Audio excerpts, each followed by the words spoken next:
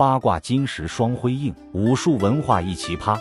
今天请朋友们欣赏国家级非物质文化遗产八卦掌64手的印章。每当我们欣赏这件文物的时候，心中都怀着一种敬畏。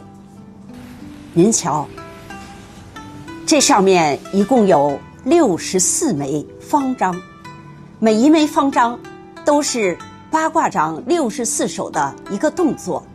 另外还有一枚圆章，圆章的中心是阴阳鱼，旁边刻着八卦掌64手。上面还有一段题字，这题字是北京武协八卦掌研究会首任老会长李子明先生亲笔题写的。他是这样写的：癸亥初冬中换，李金明刻于北京市，八卦掌门中独特人才，冀州李子明自题。癸亥就是1983年，这初冬指的是农历10月，中换泛指1个月的中旬，意思是说1983年农历10月中旬。八卦掌研究会老会长李子明先生赞誉李金明为八卦掌门中独特人才。那李金明何许人也？您看这张照片，这是2024年我们刚刚找到的。左边这位穿浅色毛衣的圆脸就是李金明。李金明是八卦掌30名家郭谷民先生的再传弟子，是40名家王其昌先生的入室弟子，八卦掌武士门人。为什么八卦掌的前辈都说64手而不说64式呢？因为我们在传习武术的时候，经常说我教你一手，你教我2手，或他会几手，而不说我教你1式，你教我2式，或他会几式。况且八卦掌64手，每一手都是八卦掌的一个实战手法，故八卦掌老前辈都习惯说八卦掌64手。1982年，北京武协八卦掌研究会成立。80年代是中国传统武术，特别是八卦掌一个中兴的年代。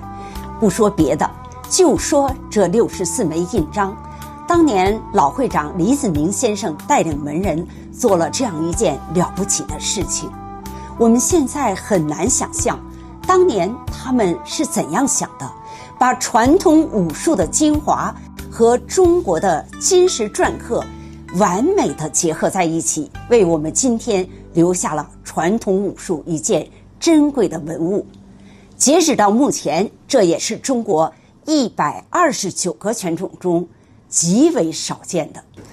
八卦掌64手印章，无论从中国传统武术文化的内涵到金石篆刻的工艺，都非同一般。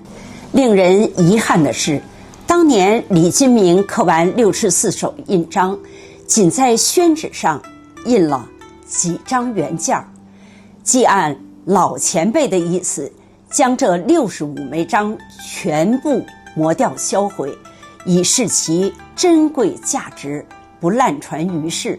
所以现在只有几个人手中有八卦掌64手印章的原件印件，极其珍贵。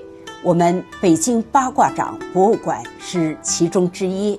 2017年，西城区申请全国武术之乡，当时中国武协、北京市武协、北京市体育总局、西城区体育总局的领导来八卦掌博物馆视察，特别在这件文物前驻足欣赏。这是当时来视察的照片。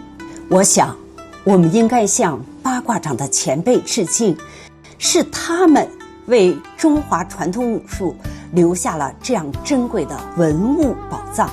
不仅我们要珍存和欣赏，更重要的是要去研究和传承，要把中国的传统武术和其他的艺术形式更好的融合，创新发展。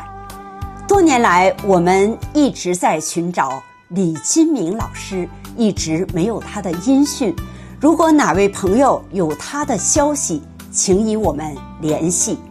朋友们，这一集为您讲了八卦掌64手的前世，下一集将为您讲述八卦掌64手的今生。